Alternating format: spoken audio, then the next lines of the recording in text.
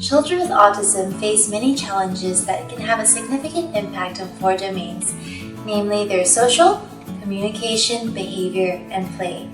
This creates difficulties for them at home and also in school. When we were kids, we all looked forward to going to school to be with our friends, play with them at recess, have lunch together, and converse with them. However, children with autism struggle to develop and maintain meaningful friendships or relationships because, firstly, they lack interest in their peers, and secondly, they often are unable to have a normal back and forth conversation and do not typically initiate or respond to social interactions. When we interact with our friends, we can tell their likes and dislikes or their emotions through nonverbal cues such as their facial expressions or body gestures. This, however, does not come naturally for a child with autism. In addition to that, they may also have language deficits of varying degrees. Some children might be able to speak in full sentences, but not reciprocate conversation, while others may only have a few words of comprehensible speech. Aside from their social and communication deficits, they also exhibit restricted repetitive patterns of behavior and interests. They might demonstrate stereotyped and repetitive motor movements, use of objects, or speech.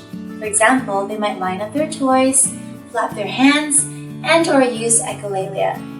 Another behavior they show is inflexibility with changes, which can result in extreme distress when things do not go as expected. Even small changes such as walking a different route to school or as teacher not having glasses that day could trigger a meltdown. You can imagine how this can severely interfere with a child's everyday life, as unexpected things could always occur. Children with autism also have fixated interests that are excessive in intensity. When they are so preoccupied with certain things, it takes their focus away from other toys or activities that typical kids their age might enjoy. This results in a very limited repertoire of play and little interest in the activities or games they see other children playing. Parents are posed with many challenges.